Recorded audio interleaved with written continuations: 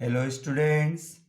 आज हम cash flow statement से रिलेटेड नेक्स्ट प्रॉब्लम सॉल्व करते हैं। आओ चलो क्वेश्चन पढ़ के देखें। Prepare the cash flow statement. रोकड़ बहाव विवरण तैयार कीजिए।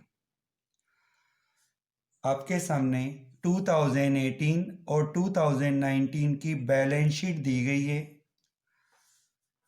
बैलेंस शीट में equity share capital, profit and loss, debentures, creditors, bills payable, and total 3 lakh 4 lakh are given. Asset side, building, furniture, inventories, debtors, cash and cash equivalents दिया हुआ है। Total है 3 lakh 4 lakh।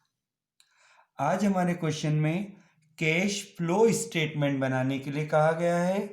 Cash flow statement को 3 activities में divide किया जाता है। Operating activities, second investing activities और थर्ड होता है फाइनेंसिंग एक्टिविटीज। आओ चलो सॉल्यूशन देखें। कैश फ्लो स्टेटमेंट से रिलेटेड फुल प्रॉब्लम आज हम फर्स्ट टाइम सॉल्व करने वाले हैं। सबसे पहले आप एक हेडिंग बनाइए, in the books of dash dash dash, then cash flow statement. अभी हम इनडायरेक्ट मेथड अकाउंटिंग स्टैंडर्ड 3 के अकॉर्डिंग बना रहे हैं। पर्टिकुलर्स रुपीज के 2 कॉलम। पहले आप एक फॉर्मेट तैयार कीजिए जिसमें ए हेड में लिखा जाएगा cash flow from operating activities. इसमें profit for the year 8 provisions, 8 non operating expenses less non operating income, 8 increase in current liabilities less decrease in current liabilities less increase in current assets, 8 decrease in current assets less income tax paid। यहाँ पर हमारा ए head and हो जाता है। हर format में हर heading में 4 to 5 line आप छोड़ सकते हैं। फिर next head cash flow from investing activities. इसके लिए हमने 5 लाइन रिजर्व रखी है। Next cash flow from financing activities, यहाँ पर भी आप 5 लाइन रिजर्व रखें। फिर आता है net increase decrease. Net increase decrease के बाद में opening balance of cash and cash equivalents और फिर लिखा जाता है closing cash and cash equivalents. ये फुल फॉर्मेट आप तैयार कीजिए। हर जगह estimated line 3 line 4 line 5 line आप छोड़ते जाएं। Okay.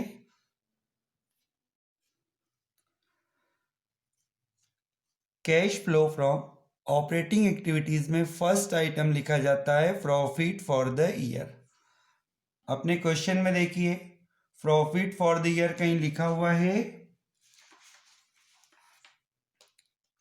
Profit and loss account की अमाउंट प्रीवियस ईयर के लिए 30,000 है और करंट ईयर के लिए 45,000।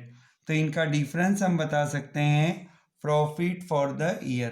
तो यहाँ पर लिख दीजिए 45,000 माइनस 30,000, तो ये 15,000 हुआ profit for the year. Next है प्रोविजंस। प्रोविजंस में आने वाले नाम होते हैं transfer to general reserve, provision for tax, interim dividend, proposed dividend. यदि इन 4 आइटम में से कुछ भी नहीं है तो आप डैश कर दें। फिर होता है non operating expenses. Non operating expenses में हम डेप्रीशिएशन लिखते हैं। क्वेश्चन में देखिए डेप्रीशिएशन आपको एडजस्टमेंट में मिलेगा, यहाँ पर कोई एडजस्टमेंट नहीं है। कोई एडजस्टमेंट नहीं हो तो आप असेट साइड देखिए, नॉन करंट असेट्स जिसे हम फिक्स्ड असेट्स कहते हैं, उनमें से बिल्डिंग का इफेक्ट देखो। बिल्डिंग 1,50,000 से 2 लाख हो रहा है। जब कोई असेट्स इंक्रीज होती है तो उसे परचेस कहते हैं। फर्नीचर, फर्नीचर 60,000 से 90,000 हो रहा है, इंक्रीज हो रहा है, तो इसे परचेज कहा जाता है, इसलिए यहाँ पर डेप्रीशिएशन नहीं है, आप एक्सपेंसेस में डैश कर दें। Less non operating income, income में आपको डिविडेंड रिसीव्ड, इंटरेस्ट रिसीव्ड लिखना होता है, नहीं है, डैश कर दीजिए। Next, increase in current liabilities, तो करंट लाइबिलिटीज में आने जैसा नाम देखिए, अपने क्वेश्चन में देखो क्रेडिटर्स, करंट लाइबिलिटीज में आने जैसा नाम है क्रेडिटर्स, जिसका अमाउंट 20,000 से 8,000 हो रहा है, तो ये डिक्रीज वाली हेडिंग में लिखेंगे। डिक्रीज इन करंट लाइबिलिटीज में हम लिखेंगे क्रेडिटर्स। इन दोनों अमाउंट का डिफरेंस देखिए, 12,000, ये 12,000 फर्स्ट कॉलम में, और यहाँ पर ब्रैकेट लगाइए क्योंकि ये लेस हेडिंग है। आगे बिल्स पेबल, बिल्स पेबल 10,000 से 12,000 हो रहा है, तो इंक्रीज इन करंट लाइबिलिटीज में लिखेंगे बिल्स पेबल। बिल्स पेबल का अमाउंट देखिए 2,000, ये एड हेडिंग से रिलेटेड है। अब अपने फॉर्मेट में नेक्स्ट हेडिंग देखिए, अब हमें लिखना है इंक्रीज इन करंट असेट्स, तो करंट असेट्स में देखिए, करंट असेट्स में अपने क्वेश्चन में इन्वेंट्रीज 30,000 से 50,000 हो रहा है, तो इंक्रीज इन करंट असेट्स में लिखेंगे इन्वेंट्रीज। इन्वेंट्रीज, इन्वेंट्रीज का अमाउंट देखिए 20,000, ये लेस हेडिंग से रिलेटेड है, तो ब्रैकेट लगाइए। आगे डेटर्स, डेटर्स 45,000 से 40,000 हो रहा है, तो डिक्रीज इन करंट असेट्स में लिखें डेटर्स। डेटर्स में डिफरेंस देखिए 5,000, ये लेस हेडिंग है, सॉरी एड हेडिंग है ये। आगे cash and cash equivalent current assets होता है, लेकिन इसके लिए लास्ट में एक स्पेस स्पेशली है। आगे नेक्स्ट हेड है अपने फॉर्मेट में income tax paid, income tax paid में कोई नाम नहीं है, डैश कर दें। यहाँ पर हमारा फर्स्ट हेड कंप्लीट होता है, ठीक है। अब सेकेंड हेड है cash flow from investing activities, तो इन्वेस्टिंग एक्टिविटीज के लिए आपको असेट साइड जाना होगा। फिक्स्ड असेट्स देखिए, नॉन करंट असेट्स में लिखा है बिल्डिंग, बिल्डिंग प्रीवियस ईयर में 1,50,000 है, जबकि करंट ईयर में 2 लाख है। जब कोई असेट्स इंक्रीज होता है तो उसे परचेस कहा जाता है, तो यहाँ पर हम लिखेंगे purchase of building. Purchase of building, दोनों का डिफरेंस 50,000। इस हेडिंग में inflow means cash comes in हो तो प्लस में अमाउंट रहेगा, और कैश आउटफ्लो गोज आउट यदि है तो माइनस में रहेगा। Purchase means cash goes out, तो ब्रैकेट में लिखा है। नेक्स्ट फर्नीचर, फर्नीचर 60,000 और करंट ईयर में है 30,000। जब कोई फिक्स्ड असेट्स इंक्रीज होता है तो उसे हम परचेस कहेंगे, तो ये हमने लिखा purchase of furniture. Purchase of furniture, यहाँ पर डिफरेंस बताइए 30,000। कैश गोज आउट है इसलिए ब्रैकेट में लिखा हमने। एडजस्टमेंट देखिए, यहाँ पर कोई एडजस्टमेंट नहीं है।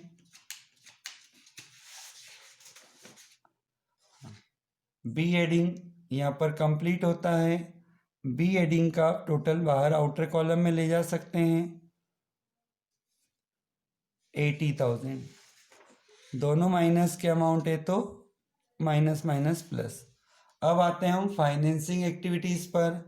फाइनेंसिंग के लिए आपको लायबिलिटीज साइड देखना है। इक्विटी शेयर कैपिटल 1,50,000, जबकि करंट ईयर में 2 लाख है। जब कोई कैपिटल इंक्रीज होती है तो उसे इशू ऑफ शेयर कहा जाता है।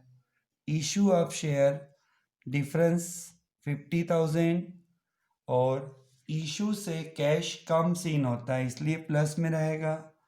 प्रॉफिट एंड लॉस हो चुका है।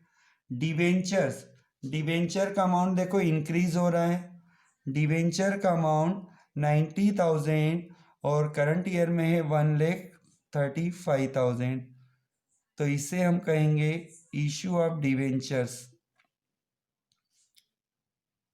इसे इशू ऑफ डिवेंचर कहा जाएगा। ये डिफरेंस 45,000। यहाँ पर भी कैश कम सीन हो रहा है। करंट लाइबिलिटीज ऑपरेटिंग एक्टिविटीज में लिखा जा चुका है। नॉन करंट असेट्स इन्वेस्टिंग में लिखा जाता है। करंट असेट्स ऑपरेटिंग में हो चुका है। और यहाँ पर देखिए कोई एडजस्टमेंट नहीं है, कोई एडजस्टमेंट नहीं है। इस हेडिंग का आंसर आउटर कॉलम में लिखें। 50 + 45 ये होता है 95,000।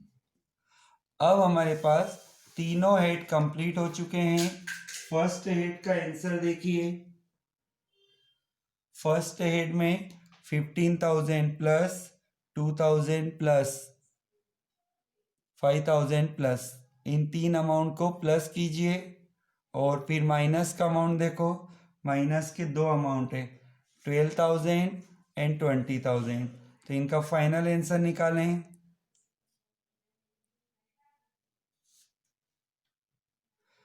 तो ए हेडिंग का आंसर आता है 10,000 और ये 10,000 ब्रैकेट में शो होगा क्योंकि माइनस का अमाउंट 32,000 हो रहा है और प्लस का अमाउंट यहाँ पर है 17,000। आगे अब इन्वेस्टिंग एक्टिविटीज का आंसर 80,000 ब्रैकेट में है, फिर 95,000 फाइनेंसिंग का आंसर प्लस में। अब इन तीनों आंसर को एडजस्ट कीजिए तो ये माइनस का 90,000 और प्लस का 95,000, तो ये नेट इंक्रीज डिक्रीज हुआ 5,000। ये कैसे पता किया हमने? 95,000 तो प्लस का अमाउंट है और 90,000 माइनस का अमाउंट है, तो फाइनल आंसर रहा 5,000। अब हमें लिखना है opening cash and cash equivalent. Cash and cash equivalent अपने क्वेश्चन में देखिए। Opening cash and cash equivalent है 15,000। ये देखिए 15,000। अब 5 + 15 ये होता है 20,000। ये हमारा closing cash and cash equivalent है 20,000। यही बैलेंस क्वेश्चन के closing cash and cash equivalent से मैच होना चाहिए। 20 हो गया, तो ये अपना आंसर करेक्ट है। क्लियर?